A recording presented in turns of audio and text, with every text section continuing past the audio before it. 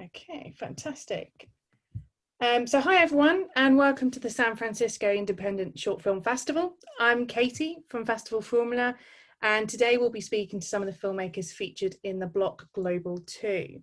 So I have just a very quick icebreaker question for our guests to answer, which is, when was the last time you gave a compliment?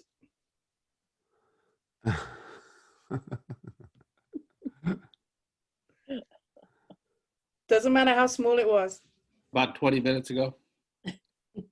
Yesterday, my wife made a beautiful sculpture, and I told her how much I liked her sculpture. Nice. What did you do? What compliment did you give 20 minutes ago, Eugene? I had a meeting with my staff, and in order for me to butter them up to do more work, I had to tell them what a wonderful job they did. Did you mean it? Absolutely. I'm very proud of our accomplishments, which are their accomplishments. Fantastic. It's good to hear. How about anyone else? Maybe, I don't know if this is a compliment, but I congratulated my second cousin for having a new baby. Oh, like one of the biggest compliments. Little baby. And you didn't say the baby was the most beautiful baby you've ever seen? That's a compliment. Yeah. I called it a sweet thing or something. Oh. Oh. We need more positive things in the world. Yateo, Yeah. Last compliment. I was gonna say, I think the last time I gave out a compliment, I can't remember when it was, but I think it's probably to my girlfriend for having a wonderful video piece on the LA Times. I think that's the only compliment that I can remember. Sorry, I'm a bit boring, but yeah, that's the only compliment I can remember. Nice.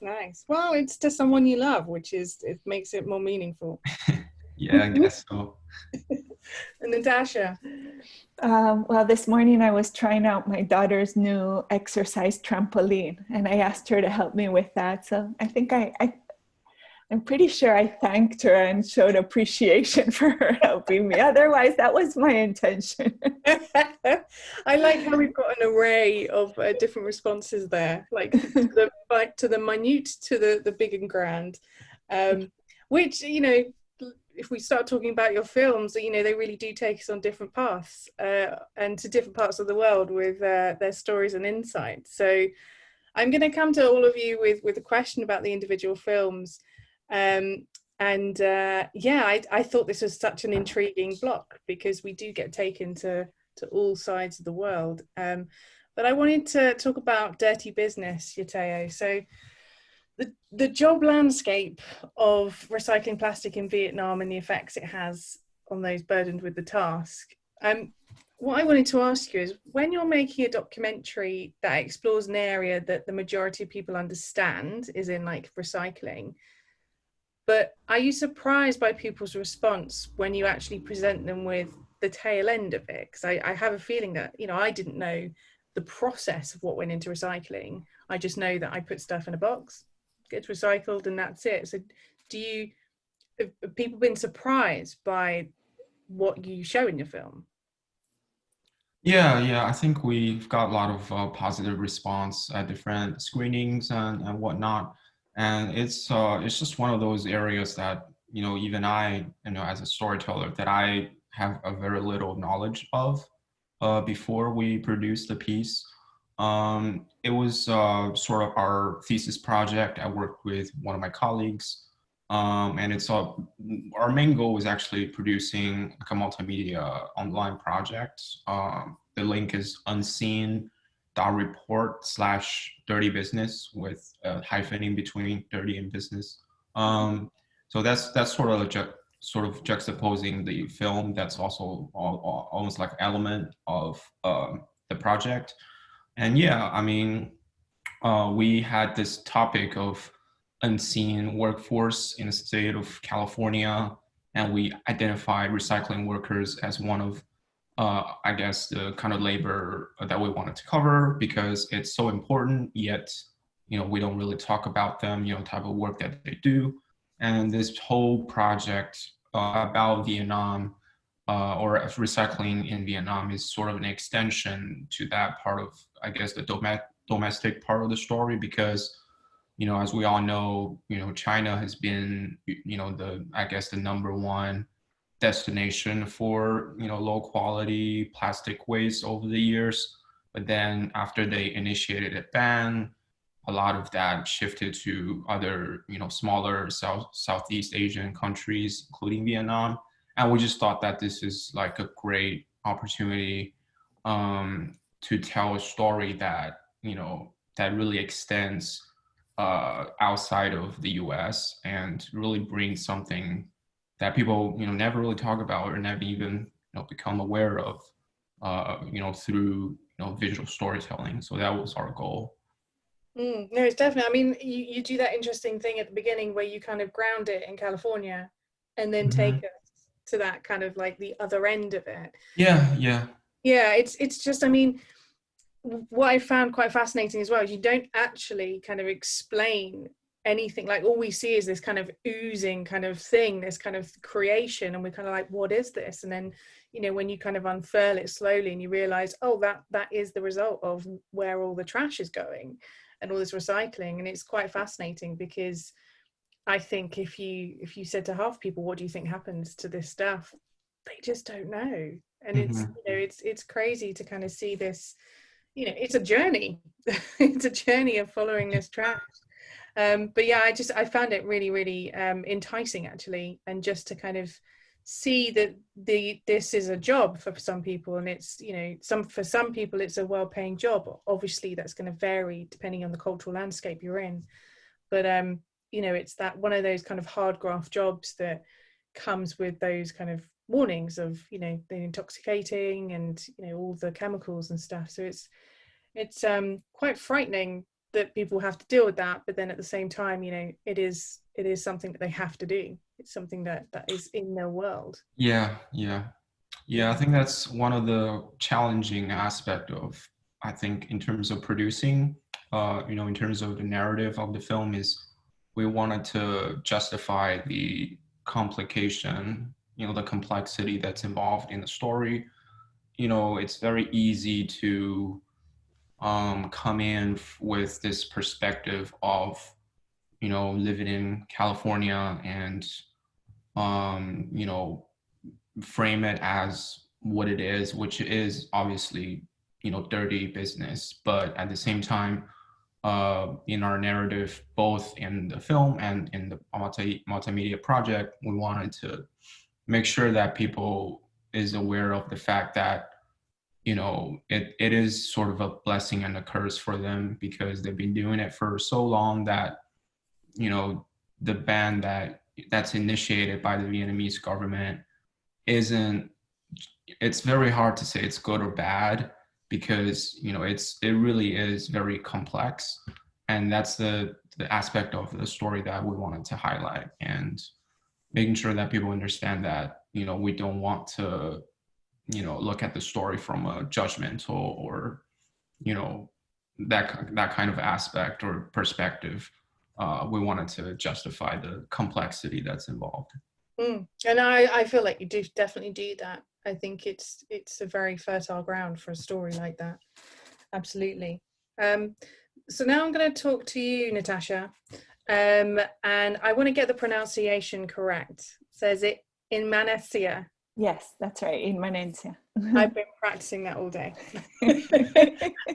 So this is a beautiful visual poetry film that is about engaging with nature and Mother Earth. So very, very different to Dirty Business. There's a stillness in this, almost meditative.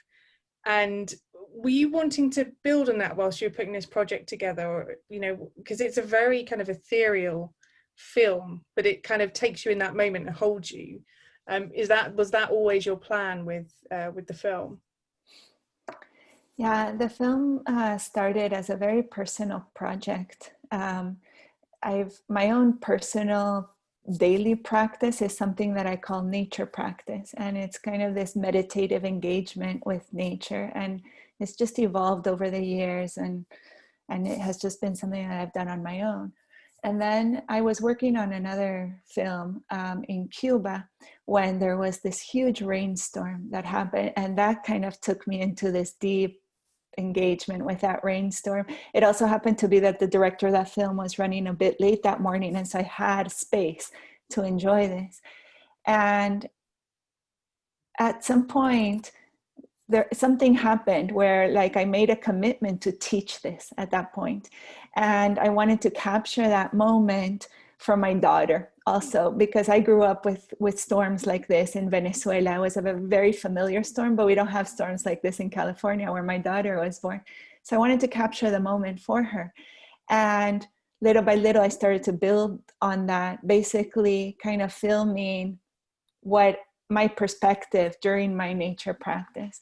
And that's how the film evolved. And then as I shared it with a few friends, then they really encouraged me to get it out there and to share it with the world at large. And it's been very beautiful, the reception that it has had. And it was very much, you know, this practice, this film, this work, even though it's very different from Dirty Business, it comes from like an understanding of that dirty business, you know, because I feel like the more we're able to let ourselves be nourished and healed by nature in this way, the less tolerant we are to kind of, you know, practices that are accepted by society that are very harmful to the earth. And so, you know, it's a way of relating to Dirty Business and to the climate crisis and the situation that we're currently living in the earth. So to the extent that we're able to let ourselves be healed by the earth, we put ourselves in a better position to participate in the healing of our relationship with the earth. Definitely. It definitely comes across. And I think the thing that I really liked about the film is that you actually had like those very prolonged wide shots, and it almost allows you to that time and space to engage with the kind of the human aspect, which is, you know, the buildings and the kind of man-made objects at the bottom, but then also engage with the vista and actually kind of like where the sky meets the buildings. And, you know, I live in a village, which is why I could never live in a city, because I want to be able to look up and see the sky. I want to be able to kind of see green, not because of my hair. But I find like when you're, especially through film, when you're as a captive audience member are kind of plopped in a place, you kind of have a different visual appreciation of it, because it might be somewhere you've never seen. It might be somewhere that you know, but it instills something that you suddenly kind of go, what am I looking at? Now I know what I'm looking at. Now I want to look at it closer. And that's what I kind of felt with your film, is that you were taking us through those kind of really beautiful areas, but they all had their own kind of instinctual beauty, whether it be the, you know, the kind of foliage, or whether it be the kind of more kind of picturesque landscape. And it's definitely like, did the poem come after? Yes, it came after. It was trying to capture like the essence of my practice during each shot. Yeah, and trying to also give the slightest little guidance for the audience in terms of going deeper into it. Yeah, and being able to, you know, we've forgotten how to be still in nature, right? We're like one thing to the other, and we tend to be plugged in even when we're outside, and so fragmented in our attention. And so, yeah, I just really wanted to share what it's like to be still and to deepen in that stillness, kind of your attunement and your appreciation. And eventually, I mean, if we were to watch Immanencia every single day for, you know, for a few weeks, we would start to find more alignment in our lives ultimately. Yeah, that's what we're for. I think after the festival circuit, I would love to offer it to schools, you know, to maybe start class with watching Immanencia, something like that. Yeah, no, I'd like the idea of that. Starting every day a little bit calmer, a little bit more relaxed. So actually kind of very similar in kind of execution is Los Hamos, and I apologize if I incorrectly announced that. So Maureen and Eugene, this piece pairs a hauntingly beautiful song, absolutely kind of beautiful song, that's like a rally cry and a prayer almost, with equally haunting images. So can you tell us about how this combination came together? Like what kind of made these two click into place and give us the film? You should probably start, Eugene. Yeah. Well, I'm primarily a musician, and this is a song that I've known for 30 years. It's a wonderfully evocative song by an Argentine folk singer, Atahualpa Yupanqui, called Los Hermanos, the brothers. And I just decided to go into the studio by myself over Christmas break and sing it. Just me and my guitar. I didn't have an engineer there. Not really an engineer. I just wanted to do it.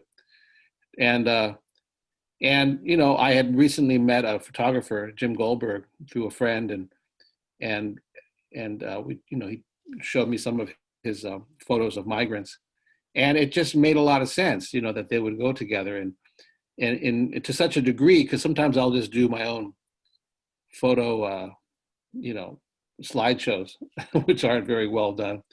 But I thought, you know, boy, Maureen Gosling, she's got such a elegant, beautiful way to edit and put images to music, and she has a lot of experience with music. And so she was kind enough to be available over that break, and once I left the room, did some great things, putting the images together and flowing and to tell a story, because you know they were just a series of photos, and she turned it into a narrative, and she can speak about the more filmic aspects of the project than I. That's just the origins of how it came together. Well, I didn't realize that was you singing, so thank you. Oh. Well, this is great because I've edited several music videos for Eugene and his group Los Sensables out of San Pablo, California, and it's always fun to receive an invitation to edit for them. And Eugene just he said, just make it simple, and so it meant that it was easier to do than, you know, getting into fancy moves or whatever. So, but I really wanted to show the process of someone leaving their town, their village, and then sort of where they end up in these camps and you know, halls with hundreds of other people sleeping on the floor. And the photos are so beautiful in terms of the expressions on people's faces, catching them at moments of activity and action, climbing walls, you know, crossing highways, and then intimate moments of family members. And so I usually try to, with music, not try to do something that's literal, but try to find resonance between the image and the lyrics or whatever. So some of it is a little bit literal, but the rest of it it's just enough, I think, to sort of balance with the feeling of the photos and the music itself and the song lyrics. I mean, I definitely find that there's like an intensity that grows through, because obviously the images, they kind of start off very kind of not inoffensive is the wrong word, but they start off very subtle, and then they kind of get a little bit more kind of involved in an intense, and that kind of, I think, correlates with the music wonderfully, because it just kind of comes across as that kind of, you know, like I said, almost like a prayer, like this almost kind of ode. And I mean, Eugene, can you talk to a brief translation of what the lyrics come out as? Well, I mean, it's basically saying I have so many brothers that I can't count them all, and just talking about people who are in the deserts and in the plains, in the mountains, on the sea, and that we are all basically connected by our mortality, and that that, and then at the final line is that, and I have so many brothers that I can't count them all, and I have one beautiful sister named Liberty. So it's a very, it has a political tinge, and I think one of the things that I like very much about this video is that these are photos that are difficult to look at in many contexts because they're so harsh. You know, people like to romanticize the process of immigration, but it's a migration, but it's actually very painful. And we're talking about people who are very poor. And, you know, we politically, we want to sanitize the immigrant as like the Virgin Mother and her, you know, godly child. But, you know, these are just regular people who are suffering. And I think that the way that the film progresses, and coupled with the song, which is, you know, a beautiful song, I think it allows us to watch difficult photos. And I think it's important to watch difficult photos because this is the reality for people. And it's the reality that we're looking at. No, absolutely. And I think it goes a long way to say that, you know, film is one of those things that you don't want people to turn away, but it's probably the most easiest way to access somebody to tell them a story, because we're so used to, you know, watching content, whether it be on a phone or on a social platform or on TV or at the cinema. So I kind of think it's an interesting way to get people to look a little closer, especially because they are kind of frozen images. They're not kind of moving. And I think our brains are so used to seeing something actively moving that to actually kind of catch sight of a photograph in a filmic format is something very different. And I think it kind of makes people lean in closer, which I think is... And conversely, I think that it's hard to get people to listen to a song without images. So I think they both serve each other well. There's a beautiful correlation there. I really enjoyed it. So I'm going to come to you next, Ken, to talk about who is Ida. So Ida is an extremely inspirational woman. Her innovation to learn and pass on her education is something to behold. She's brilliant. So I wanted to find out, how did you first hear about Ida's story and the Passing on the Kindness organization in Malawi? I'm a professor, or was a professor at San Francisco State University, and one of my students knew a doctor that was going to Malawi, and he'd been down there about 19 different times, and he was working with AIDS patients down there, and he was from California, and so he invited her to go, and she invited me to go down to Malawi. And he's the one that knew about Ida. And through his work with AIDS, he came to hear about her. Her reputation is spreading throughout the country. And she's doing a remarkable thing in that she's giving power to people who have no money, who live on $1 a day, but the key is they help each other. And that's what she has started, is a whole movement where instead of waiting for outside money to come into the country or to come into that little locality in Malawi, she's been able to organize them to help each other repair roofs on houses. And she's also taught them how to create 2 crops a year. Before, they would create 1 crop, and then the second part of the season they would starve, literally. And she was able to introduce a new hybrid kind of crop for them, and irrigation and fertilization. And these people now that were living on $1 a day now have enough to give grain to the next person. They're able to pass on the kindness to the next person. And that was another amazing thing that she was able to do. It wasn't just that they did well, but part of it was they had to pass on. And in order to become part of this organization, these poor people, had to give money to the organization. So each of them gave a few pennies, but they didn't have to have all the pennies in one day. They could have a whole month to pay out the few pennies. And she used those few pennies combined with everybody else's few pennies to get the fertilizer to get going.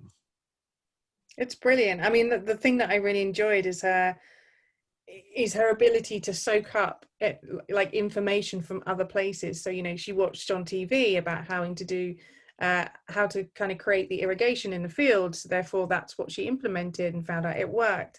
and she's such a joy to watch, because not only is she always thinking of others, but she's very humble. Like, she just kind of takes it on the chin of, this is my vocation, this is what I've got to do. And I think that's something that's very admirable. And also kind of that sense of community, because I feel like sometimes as Westerners, we look at kind of communities like that and kind of always go, why don't we have that? Why don't we have that anymore? But actually, I kind of feel like kindness is at the root of everything. In that, you know, if we were just so kind to each other, things would progress. And I kind of feel like this landscape we're in now, in a state of, you know, being disconnected from loved ones that we can't see, that this kind of definitely buoyed my kind of positive my positive notion to kind of being able to say, like, yes, that's something so positive. And the thing I wanted to ask all of you actually is the response to your film on the festival circuit. You know, have people kind of reached out and said, like, this has touched me, or kind of, yeah, this is something that I've always wanted to see? Like, does anyone want to share those kind of thoughts and feelings that people have responded with? Anyone? So Ken, has anyone kind of responded to the film and kind of said, I want to know more about Ida or the movement? Yeah, of course, the most exciting reaction is when people say, what can I do to help? Yeah. You know, how do I give to this? And what we're really hoping for is to get a roll going so that this gets reproduced in other places. That makes sense. That really does. Well, I think with our film, people, you know, definitely respond very positively to it. We ended up using that song as a in a collaboration we just did with the San Francisco Symphony. So we had a wonderful arranger put together a string quartet, and so we did another video with a crane. I got to sing in front of a crane camera going in front of me.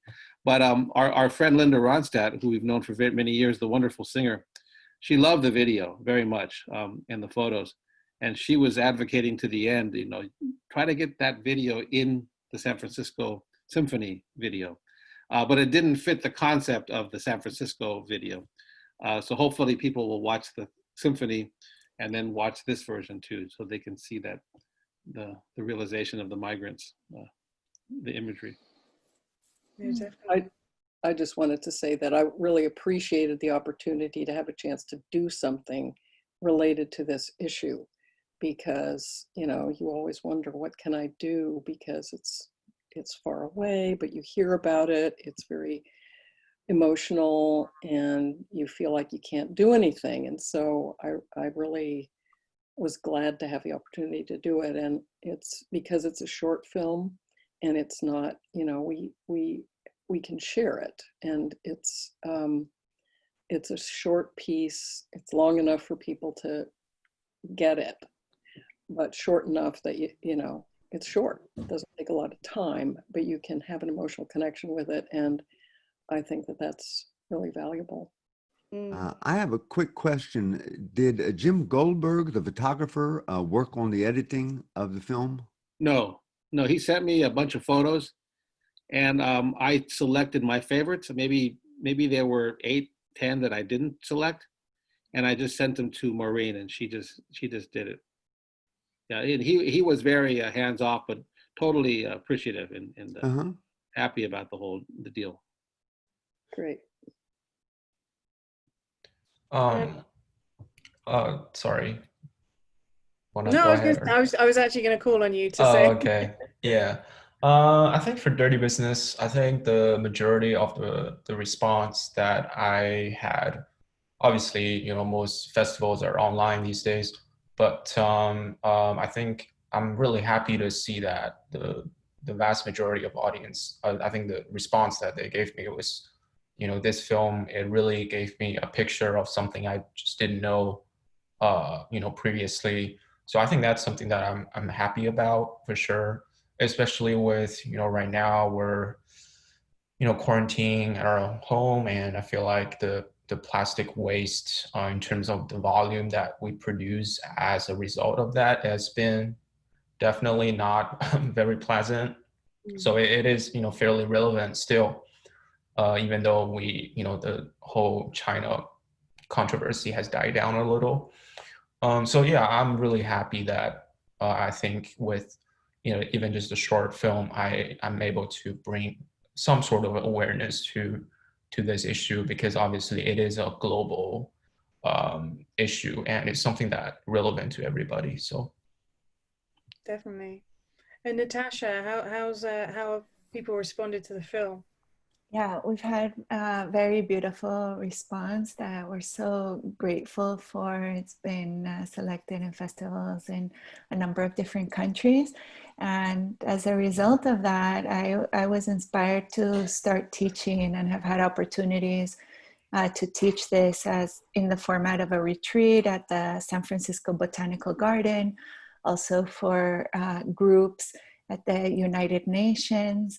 And now currently I'm doing a nature practice course online. So it's kind of almost, taken a life of its own. Well, that sounds great. I mean, the more that you'll talk about San Francisco, the more it makes me want to come to San Francisco. So I'm just going to mention the 3 films that couldn't make it along tonight, just to give them a little quick précis. So we have Fame by Giuseppe Alessio Nozzo. So it's a short that puts us in the middle of a class clash with an ethereal nuance, shot in Naples, so an evocative background already to lure you in. We also have Flora by Javier Kuhn, a series of letters from an ill wife sent to her beloved, increased in intensity and number, for her fever reaching a peak, giving it away to her happy delusions in death. A period piece that explores the use of arsenic used in dyes for products that catered for the upper classes, creating unknown gas chambers in many homes across Britain in the Victorian times. And then we have a one-word Sawalmem by Julia Marasco, the spiritual respect one can have with the environment and how that has to fit in with the cultural development and impingement of those not part of the tribe.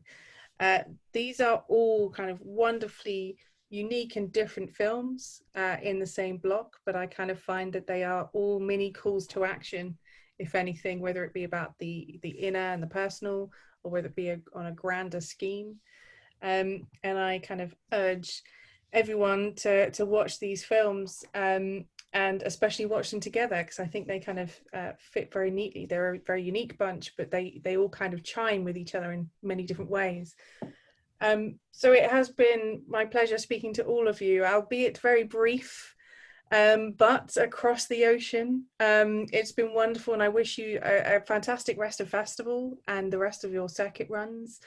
And thank you to the audience who've been watching, and we do hope that you tune in for what the rest of the festival has. So thank you so much, everyone. It's been my pleasure. Thank you. Thank you.